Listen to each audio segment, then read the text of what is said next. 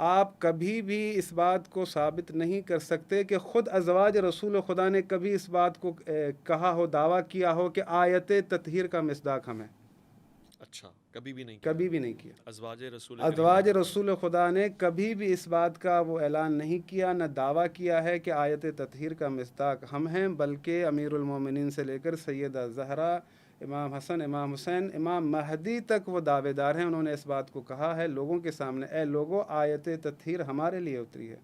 انہوں نے اپنے فضائل میں، کیونکہ جس کو اتنی بڑی فضیلت ملتی ہے وہ اون کرتا ہے، وہ چاہتا ہے کہ یہ جو مجھے اللہ نے فضیلت دی ہے لوگ اسے پہچانیں. آپ کہیں پر بھی ازواج رسول خدا سے یہ ثابت نہیں کر سکتے کہ وہ کبھی اس آیت کو اون کرتی ہوں کہ ہم ہمارے لیے اتری ہو، کبھی انہوں نے یہ دعویٰ کیا ہو.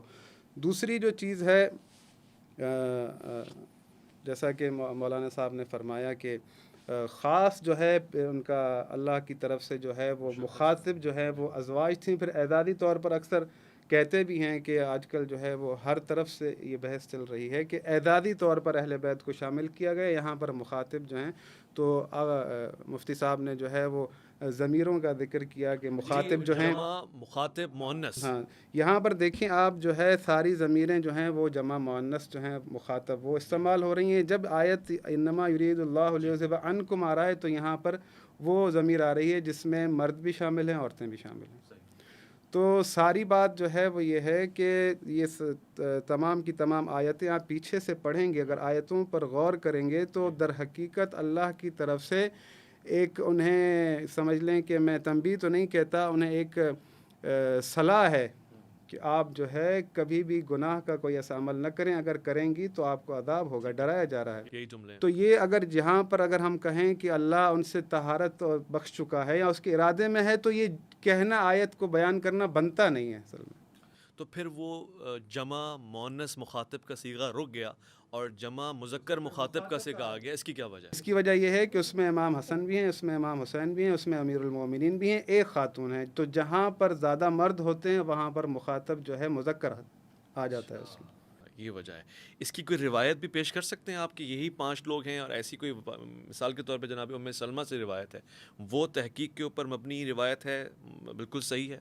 دیکھیں یہیں پر بھی یہاں پر ہی ایک نقطہ نکلتا ہے کہ جیسا کہ مفتی صاحب نے کہا کہ اللہ نے خطاب ہی ان سے کیا ہے، تو انہیں اس بات کا یقین ہونا چاہیے کہ اللہ نے ہمیں طہارت بخشی ہوئی ہے.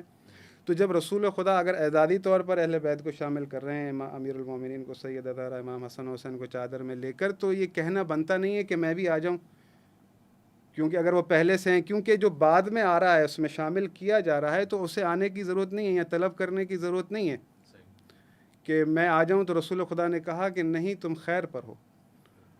رسول خدا نے یہ جملہ بھی نہیں کہا کہ تم تو اس کی پہلے سے اول مصداق ہو، میں انہیں مشخص کر رہا ہوں، بلکہ رسول خدا نے کہا کہ نہیں، یہ خاص وہ لوگ ہیں جنہیں اللہ کی طرف سے، کیونکہ دیکھیں ہماری جو اولاد ہے، ہمارے جو بیٹے ہیں، ہماری نسل کس سے چلتی ہے؟ بیٹے سے، بیٹی سے. بیٹے سے. تو رسول خدا کی جو نسل چلی ہے وہ رسول خدا کی بیٹی سے چلی ہے. تو یہ حکم کس کا ہے؟ اللہ کا. رسول خدا نے فرمایا کہ میری نسل میری بیٹی میں سے چلے گی، انا اعطیناک الکوثر. تو یہاں پر جو یہ چینج ہو رہا ہے سارا کا سارا معاملہ، تو اسی لیے کہ یہ ساری کی ساری چیزیں اللہ کی طرف سے ہیں. اللہ کی طرف سے. مجھے